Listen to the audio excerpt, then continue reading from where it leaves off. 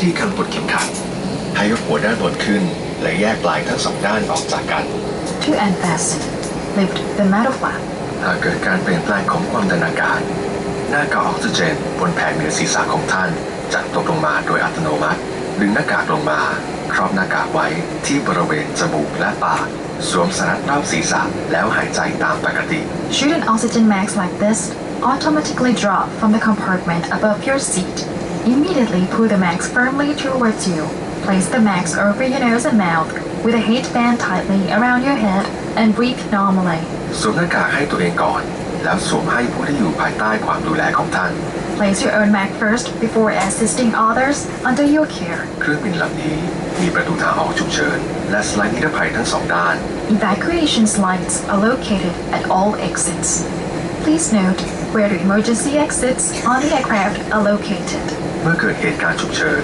กรุณาทิ้งสัมภาระต่างๆไว้บนเครื่อง During evacuation, leave your hand luggage. หากมีควันเกิดขึ้นให้หมอบตัวลงตามสัญญาณไฟที่พื้นไปยังทางออก If smoke is present, please keep low and follow the pad lights to the nearest exit as indicated. ใบชี้แจงการใช้อุปกรณ์นิรภัยอยู่ในกระเป๋าเก้าอี้หน้าที่นั่งของท่าน A copy of this safety information card is in your seat pocket. ขอเรียนให้ท่านทราบว่าเที่ยวบินนี้เป็นเที่ยวบินปลอดบุหรี่ขอบคุณครับ All AirAsia flight is a non-smoking flight. Thank you. ท่านผู้มีเกียรติคะอีกสักครู่เราทำการหลีไฟไปห้องโดยสารเพื่อการนำเครื่องขึ้นค่ะหากท่านประสงค์จะใช้ไฟในการอ่านหนังสือกรุณาเปิดสวิตช์ไฟบนแผงเหนือศีรษะของท่านค่ะขอบคุณค่ะ Ladies and gentlemen, in the short while the cable line to be beginning for night take off. If you wish to leave, please switch on the leading light of your seat. Thank you.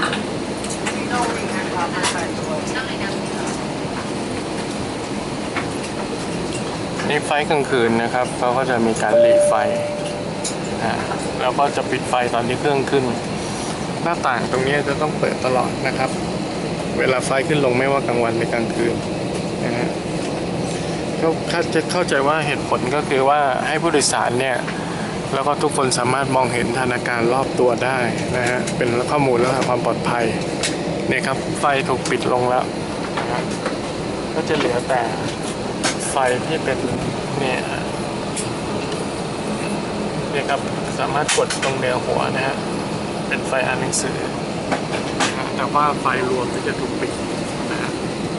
ก็ด้วยเหตุผลคิดว่าก็คือว่าต้องการให้มองเห็นเหตุการณ์รอบตัวก็คือด้านนอกถ้าเกิดข้างในไฟสว่างแล้ว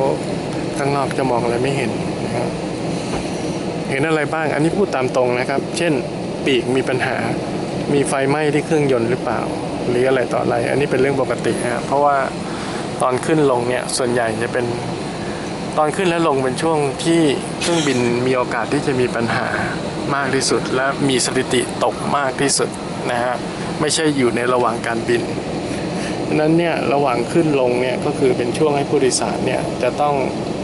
ดูข้อมูลหมายถึงว่าดูข้อมูลดูสถานการณ์รอบตัวนะฮะเห็นว่าปีกเป็นยังไงหางเป็นยังไงนะฮะมีเหตุอะไรสามารถแจ้งพนักงานแจ้งกัปตันได้ครับก็ไฟกำลังรอขึ้นครับที่ดอนเมืองก็เครื่องกำลังเตรียมจะเคลื่อนที่ไปที่รันเวย์เพื่อที่จะเทคออฟนะครับเทคออฟก็คือเอาเครื่องขึ้นด้านนู้นก็ตัวอาคารสนามบินดอนเมืองนะฮะนี่อยู่บนเครื่องแอร์บัสครับ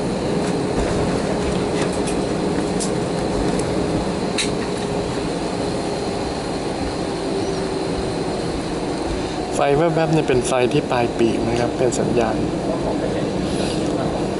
เป็นให้เห็น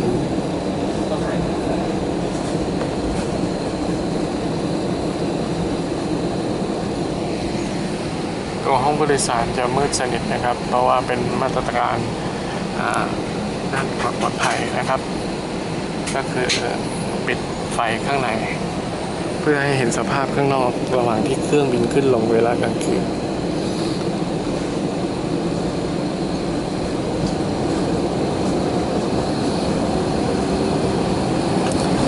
กับเครื่องเร่งเครื่องแล้วนะครับได้ยินเสียงเครื่อง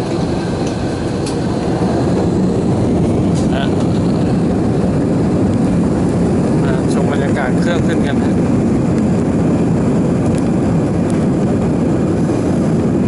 อัดเครื่องยนต์เต็มที่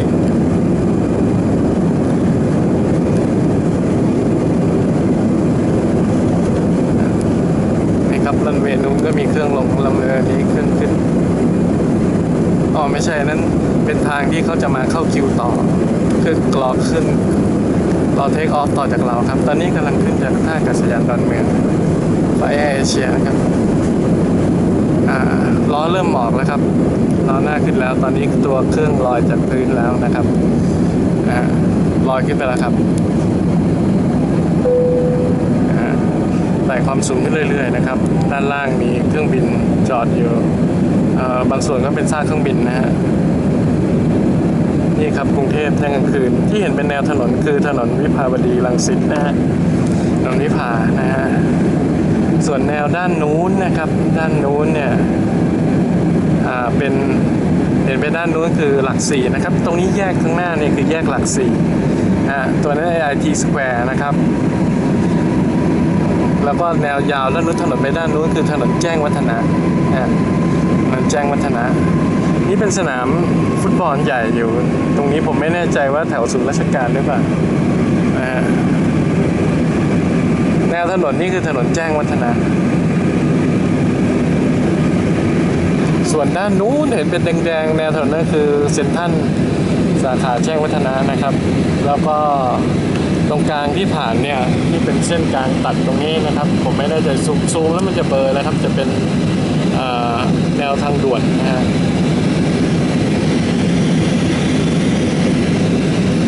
ตอนนี้กำลังลอยขึ้นนะฮะ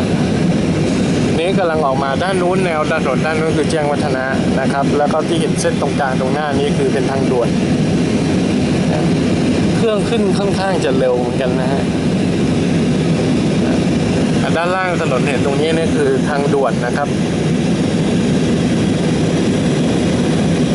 โอ้มีรถติดบนทางด่วนขาออกนะรถติดยาวเลยไม่รู้ว่าเพราะสาเหตุอะไรนะฮะทางด่วน